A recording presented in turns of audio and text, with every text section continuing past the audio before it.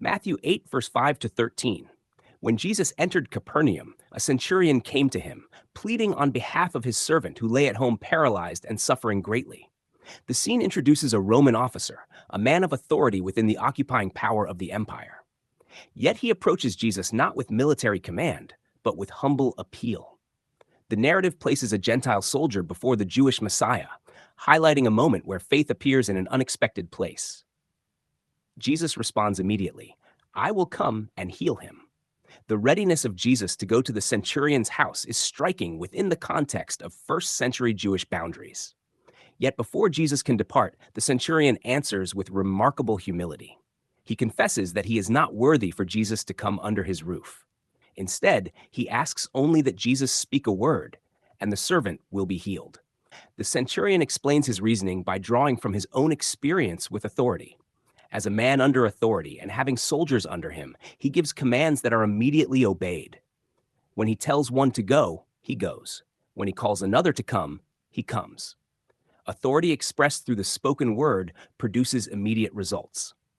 In the same way, the centurion recognizes that Jesus possesses authority greater than any earthly command structure.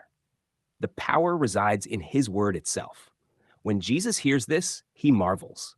Turning to those who follow him, he declares that he has not found such great faith in Israel. The statement reveals something unfolding in the ministry of Jesus. Those expected to recognize the Messiah often fail to perceive him, while outsiders discern his authority with clarity.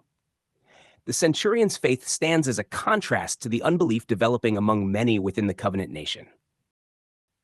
Jesus then announces a prophetic declaration. Many will come from the east and the west and will sit down with Abraham, Isaac, and Jacob in the kingdom of heaven.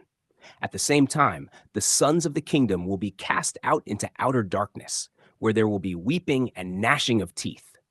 The imagery reflects the coming reversal within the covenant world of that generation. The kingdom promised to the patriarchs would include people from the nations, while many within Israel who relied on lineage rather than faith would find themselves excluded. This declaration points to the approaching transition in the redemptive order. The kingdom was not restricted to ethnic boundaries, but was being open to all who trusted in the authority of the Messiah. The gathering from east and west anticipates the inclusion of the nations into the blessings promised to Abraham. At the same time, the warning about the sons of the kingdom foreshadows the judgment that would soon fall upon the unbelieving structures of that age. Returning to the centurion, Jesus speaks the decisive word, "Go your way, as you have believed, so let it be done for you." At that very moment, the servant is healed. The miracle occurs not through physical presence, ritual action, or gradual process, but through the authoritative word of Christ. The healing demonstrates the nature of the authority vested in Jesus. His word accomplishes what it declares.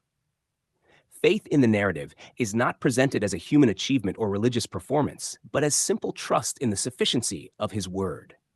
The centurion rests entirely upon what Jesus can do by speaking alone.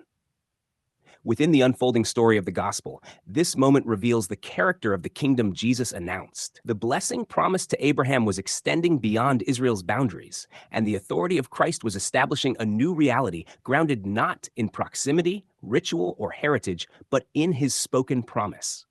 Thus, the passage presents both a miracle and a prophetic sign. A Gentile officer recognizes the authority of the Messiah. The servant is restored by a word, and the kingdom is shown to be a gathering that will include many from the nations while exposing the unbelief present within the covenant nation of that generation. The authority of Jesus, expressed through his word, stands at the center of the narrative, accomplishing exactly what it declares.